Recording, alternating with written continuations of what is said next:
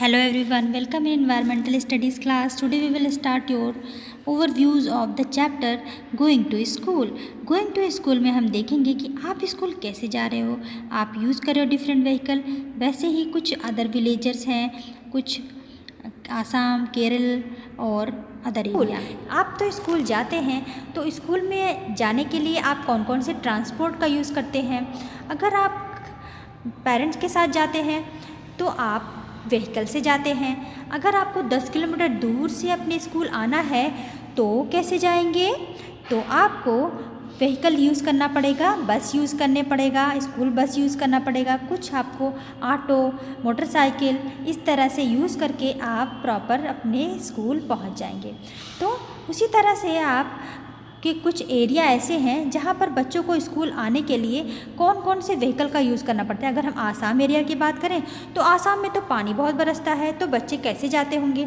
तो वहाँ पर यूज़ करते हैं वल्लम, बोट्स, फेरी, तब वो स्कूल जाते हैं। वैसे ही कुछ एरिया है जैसे राजस्थान, तो राजस्थान में क्या यूज़ कर रहे हैं वो लोग? यस, कैमल कार्ट, तब वो आराम से जा सकते क्योंकि कैमल को सिप ऑफ डिज़र्ट कहते हैं।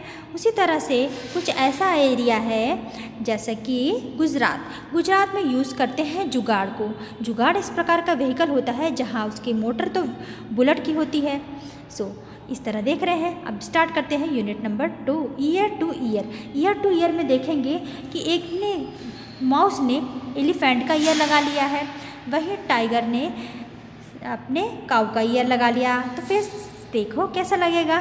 ईयर हमारा क्या है? सेंस ऑर्गन है, इससे हम सुनते हैं। लेकिन आपको पता है अगर ईयर कट जाए तो हम सीधे से चल भी नहीं सकते हैं, वॉकिंग भी नहीं कर सकते, अपना बैलेंस भी बना नहीं सकते हैं। तो ईयर हमारा क्या है? वेरी बैलेंसिंग ऑर्गन है, हमारी बॉडी को बैलेंस भी करता है। तो अब हम इसमें क्या देखेंगे? कुछ ऐसे ईयर हैं जिस दिखाई देते हैं, कुछ ऐसे ईयर हैं जो दिखाई नहीं देते हैं। कुछ एनिमल के दिखाई देते हैं, कुछ एनिमल के दिखाई नहीं देते हैं। जिसके एनिमल इंटरनल ईयर होते हैं वो एग ले करता है।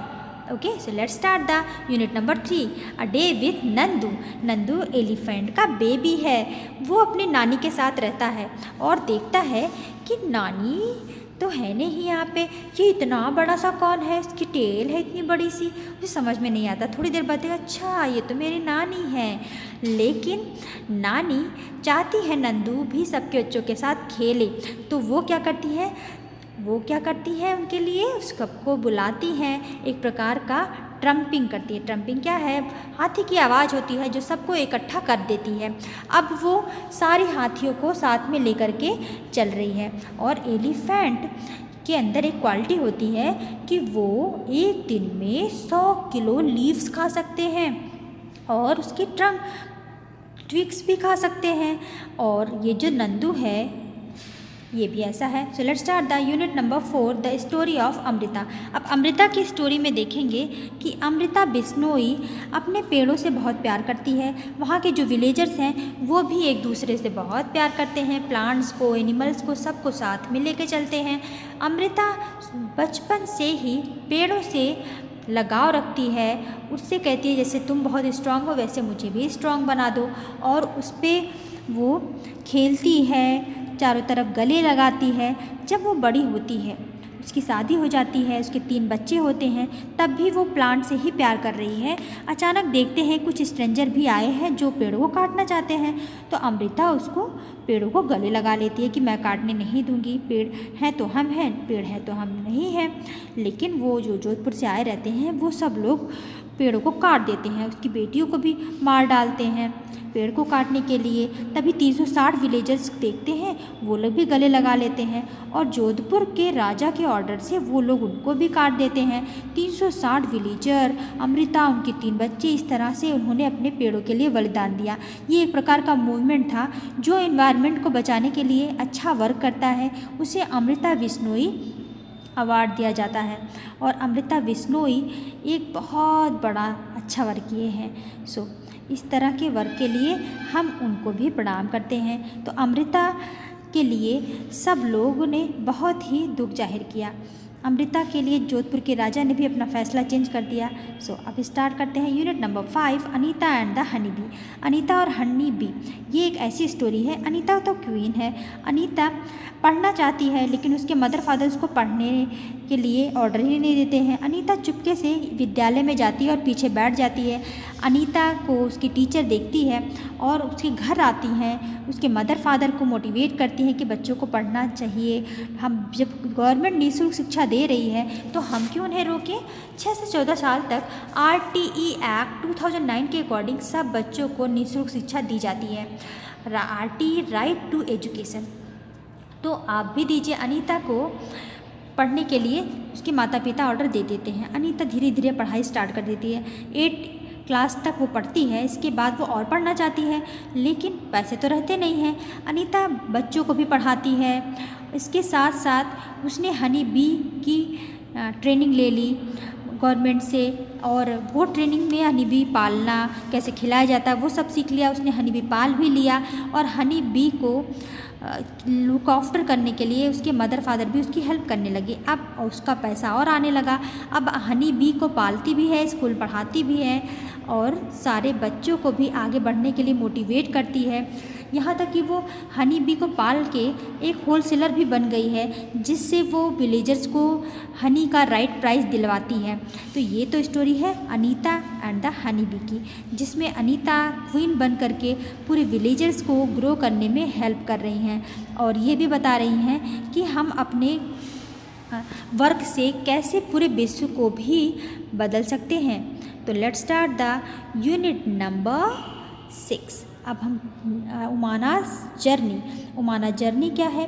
उमाना रहती है अहमदाबाद में और अहमदाबाद से वो अपनी दादी के पास जा रही है। तो आप यूनिट 6, यूनिट 7, यूनिट 8 ये तीनों कॉम्बिनेशन में उमाना की जर्नी पढ़ेंगे। तो उमाना की जर्नी स्टार्ट अहमदाबाद से होती है। तो अहमदाबाद में जाने के लिए वो अपनी राधा के साथ जाना चाहती है, लेकिन राधा के राइट लेग में फ्रैक्चर हो जाता है तो राधा जा नहीं पाती है। तो उसकी मदर कहती है उमाना तुम एक डायरी लिखना, उसमें सारी चीज़ें लिखना, जिससे जब तुम वापस लौटो तो राधा को दिखा देना, राधा को पढ़ के अच्छा लगेगा।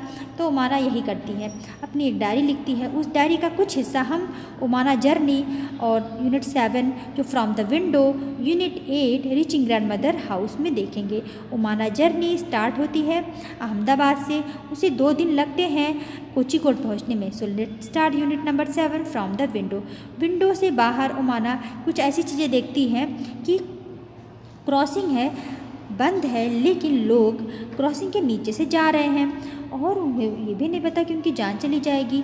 यहाँ तक कि व्हीकल भी जो चलाते हैं वहाँ पर ऑन रखे हैं और तो धुआं उड़ता जा रहा है जिससे प्रदूषण फैलता जा रहा है। तब भी लोग जो हैं वो अपने इंजन ऑफ नहीं करते हैं। तो आपको इंजन ऑफ करना है, जब क्रॉसिंग बंद हो उसके नीचे से नहीं जाना है और जो भी भीड़ होती है उससे बच के रहना है, ठीक है ना। तो अब जब वो विंडो से देख रही है तो कुछ लोग ऐसे हैं जो चाय बेच रहे हैं, चाय ले लो, विंडो से देख रहे हैं, और पकौड़ी ले लो, इस तरह से बेचते जा रहे हैं, सामान बेच रहे हैं। कुछ विलेजर्स भी और जो वहाँ के लोग हैं वो लोग भी ले रहे हैं। अब let's start the unit number 8 reaching grandmother's house. Mother के हाउस कहाँ पे है? कोझीकोड में है। वहाँ पहुँचने के लिए हमें पहले वलियम्मा के घर जाना पड़ा, इसके बाद हम अमूमा के घर गए। तो उसके लिए आपको मलयालम के कुछ शब्द को सीखना है। ये वलियम्मा क्या है? वलियम्मा क्या है? मौसी को बोलते हैं, जो मदर की बड़ी बहन होती हैं उन्हें वलियम्मा कहते हैं। अमूमास जो नानी हैं। तो let's start the unit number 9 changing family. वैसे तो आपने फैमिली देखी है, न्यूक्लियर फैमिलीज, जॉइंट फैमिली, लेकिन फैमिली कैसे चेंज हो रही है? कुछ न कुछ इसमें परिवर्तन आ रहा है। कोई जॉइंट फैमिली में रहता है, कोई न्यूक्लियर फैमिली में रहता है।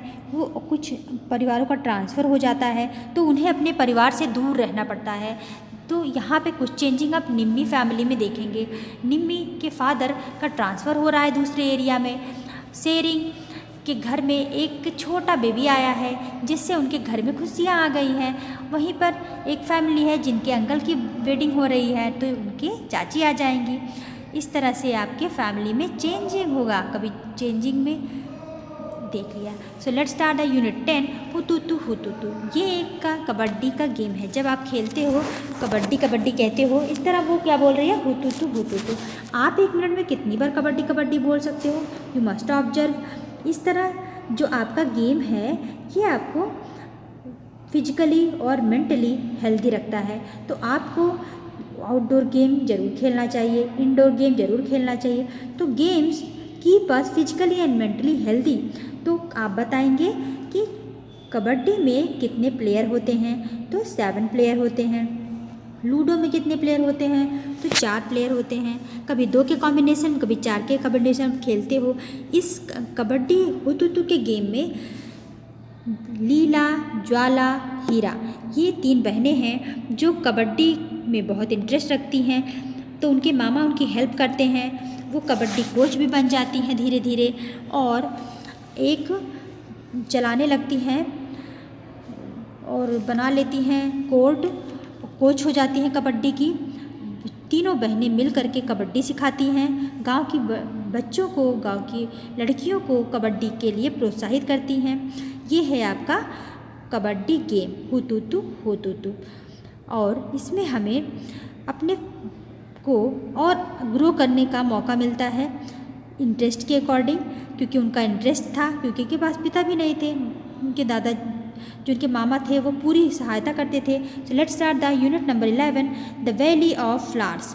वैली ऑफ फ्लावर्स फूलों की घाटी है जो उत्तराखंड में है। वहाँ पर डिफरेंट कलर के फूल हैं, अलग अलग महीने में उगने वाले फूल हैं, ग्रो करने वाले फूल हैं। आप देखोगे कुछ ऐसे फ्लावर्स होते हैं जो पूरे मंथ में खिले रहते हैं, कुछ ऐसे फ्लावर्स होते हैं जो केवल निश्चित मंथ में ही फूल खिलते हैं, कुछ ऐसे फ्लावर होते हैं जो रात में खिलते हैं, कुछ ऐसे फ्लावर होते हैं जो दिन में खिलते हैं। तो हम इस फ्लावर के विषय में जानने के लिए कुछ फ्लावर्स के कटिंग भी देख सकते हैं। जो फ्लावर्स होती हैं उसमें कौन कौन से पार्ट होते हैं, petals, sepals, stigma, style, ovary, ovules, ये सारी चीज़ें हम फ्लावर्स पार्ट में देख सकते हैं। तो फ्लावर पार्ट को देखने के लिए, द वैली ऑफ फ्लावर को देखने के लिए हम क्या पढ़ेंगे, द वैली ऑफ फ्लावर्स जो उत्तराखंड में है। वहीं आप देखोगे कन्नौज में फूलों से इत्र बनता है, जो यूपी में है वो फूलों की खेती तो नहीं करते लेकिन दूसरे प्लेस से फूल मंगाते हैं। So unit 12 changing times. जो चेंजिंग टाइम्स है वो चेतन दास स्टोरी है। चेतन दास अपनी फैमिली के साथ रहता है डेरा गाजी खान में। जो भी बच्चा है, चेतन दास उस समय 7 साल का था, लेकिन जब 1947 का पार्टीशन हुआ तो चेतन दास को डेरा गाजी खान से और उसके परिवार वालों को, कुछ विलेजर्स को भी डेरा गाजी खान से इंडिया आना पड़ा और इंडिया से कुछ लोग डेरा गाजी खान चले गए। तो जब वो लोग डेरा गाजी खान से इंडिया आए तो दिल्ली के नज़दीक सोहना विलेज में उनको रहना पड़ा। सोहना विलेज में गवर्नमेंट ने उनको कुछ प्लेस दे दिया था घर बनाने के लिए। तो वहाँ से स्टोरी स्टार्ट होती है। चेतन दास कच्चा घर बनवाता है, अपने मदर फादर के साथ रहता है। धीरे धीरे चेतन दास ने शादी कर लिया है, उसके बच्चे भी हो गए हैं, उसने अब घर पक्का बना लिया है। अब उसके बच्चे रहने लगे हैं मल्टी स्टोर बिल्डिंग में। अब वो उन्होंने फैंसी टॉयलेट बनवाया है, टाइल्स लगवाई है। चेतन दास बहुत सारी चेंजिंग अपनी लाइफ में देखता है। अब चेतन दास 70 ईयर्स का हो गया है। जब वो सोहना विलेज से दिल्ली जाता है, वहाँ गुड़गांव पड़ता है, वहाँ पर मल्टी स्टोर बिल्डिंग देखता है तो उसे पता चलता है कि आज से 70 साल पहले किस तरह स्थिति थी हमारे इंडिया की और अब कैसी स्थिति होती है। ये सारी है चेंजिंग टाइम्स। और ये भी सोचता है कि मेरे बच्चों के बच्चे होंगे तो वो किस तरह घर बनाएंगे। इस सब के विषय में वो सोचता रहता है। तो चेंजिंग टाइम्स क्या है, हम कुछ परिवर्तन देखते हैं। So let's start the unit 13 a reverse tale. Reverse क्या है, अपनी कहानी बताती है। कहती है जब मैं माउंटेन से उतर निकलती हूँ तो मैं बहुत स्वच्छ होती हूँ, लेकिन जब मैं सिटी एरिया में, गांव एरिया में आती हूँ, वहाँ के इंडस्ट्री मुझे मेरी नदियों को, मेरे पानी को अशुद्ध कर देते हैं। मैं परेशान हो जाती हूँ। अब बताओ कि मैं कैसे आगे बढ़ूँ। मेरी नदियों का पानी धीरे धीरे सूखता जा रहा है, गंदा होता जा रहा है। मैं किसी का प्यास भी नहीं बुझा सकती हूँ, क्योंकि जब सिटी एरिया में मैं पहुँचती हूँ तो वहाँ के कारखाने जो वेस्टेज हैं वो मेरे पानी को गंदा कर दे रहे हैं। जब गांव में देखती हूँ तो विलेजर्स नहाते हैं, कपड़ा धोते हैं, अपने पशुओं को नहलाते हैं, मेरा पानी और गंदा हो जाता है। तो ये गंदा क्यों हो रहा है? जब आप जाते हो कहीं प्लेइंग करने के लिए, घूमने के लिए, तो नदियों में रैपर फेंक देते हो, जिससे वो रैपर ऊपर तैरता रहता है और किसी भी जो एनिमल है वाटर में रहते हैं वो सांस भी नहीं ले सकते हैं, वहाँ के जानवर भी मर जाते हैं। तो बताओ, वेस्टेज को कहाँ फेंकना चाहिए? डस्टबिन में फेंकना चाहिए। और आप नदी में नहीं फेंकोगे, आप जो भी वेस्ट मटेरियल है उसको डस्टबिन में ही डालोगे, जिससे हम थोड़ा सा हेल्प कर सके रिवर को बचाने में। अब रिवर धीरे धीरे स्वच्छता की तरफ जा रहा है, क्योंकि हम अवेयर हो रहे हैं, गवर्नमेंट भी हमारी सहायता कर रहा है और नदियों को स्वच्छ बनाने के लिए प्रोजेक्ट बना रहा है। तो आप भी जो वेस्ट मटेरियल है उसे ज़रूर डस्टबिन में डालिए और सबको अवेयर करिए। So let's start the unit 14, Baswa farm. Baswa अपने फादर की हेल्प कर रहा है अनियन प्लांट ग्रो करने में। सबसे पहले बासवा देखता है कि उसके पिता सीड को अपने खेतों को रिपेयर करके एक प्रॉपर वे में लाइन वाइज प्रॉपर डिस्टेंस में सीड को लगाते हैं। फिर कुछ वीक के बाद थोड़ा सा उसमें स्प्रेडिंग कर देते हैं वाटर की, स्प्राउटिंग आ जाता है। आपने देखा है जब आप चने को रात भर रख देते हो, भिगो देते हो और फिर गीले कपड़े में रख देते हो तो उसमें स्प्राउटिंग होती है, वैसे स्प्राउटिंग स्टार्ट हो जाती है। अब 2 वीक के बाद उसमें लीव्स निकल जाती है। ये सारी चीज़ें बासवा देख रहा है। तो बासवा फर्टिलाइज़र देता है, वाटर देखता है तो वीड्स ले लेती है। तो सोचता है पहले मैं वीड्स निकाल लूँगा तो फर्टिलाइजर्स वाटर मेन प्लांट को मिलेगा। तो बासवा अपने फार्म में कौन सी खेती कर रहा था? अनियन की खेती कर रहा है। ओके, अनियन को उगा रहा है, अनियन को अच्छे से स्टोरिंग कर रहा है। तो let's start unit 15, from market to home. Market to home, जैसे आप घर से मार्केट जाते हो सब्जी लेने के लिए, वैसे वैशाली की फैमिली घर से मार्केट जा रही है सब्जी बेचने के लिए। वो सबसे पहले नई नई सब्जियों को परचेज़ करते हैं मंडी से। इसके बाद जो अच्छी सब्जियां होती हैं उसको अलग रख देते हैं और जो थोड़ी सी तुरंत यूज़ करने वाली सब्जियां हैं उसको बेच देते हैं। फिर वो 3 बजे से लेकर के रात 11 बजे तक किसी पे वर्क करते रहते हैं। अब 11, 12, 1, 2, 3 केवल 4 घंटे वो लोग सोते हैं। पूरा टाइम वो अपने वर्क में हेल्प करते हैं सभी एक दूसरे से मिल कर के। वैशाली के पिताजी, उसके मदर, उसके छोटू भैया, उसके चाचू, इतने सारे लोग मिल कर के एक दूसरे की हेल्प कर रहे हैं सब्जियों को बेचने में। तो आपको क्या देखना है? कौन सी वेजिटेबल्स रफ़ वेजिटेबल है, कौन सी स्मूथ वेजिटेबल है, कौन जल्दी सड़ जाती हैं, कौन सी सब्जियां हैं जो जल्दी रखी रहती है, 1-1 महीना रखी रहती है तो ख़राब नहीं होती हैं।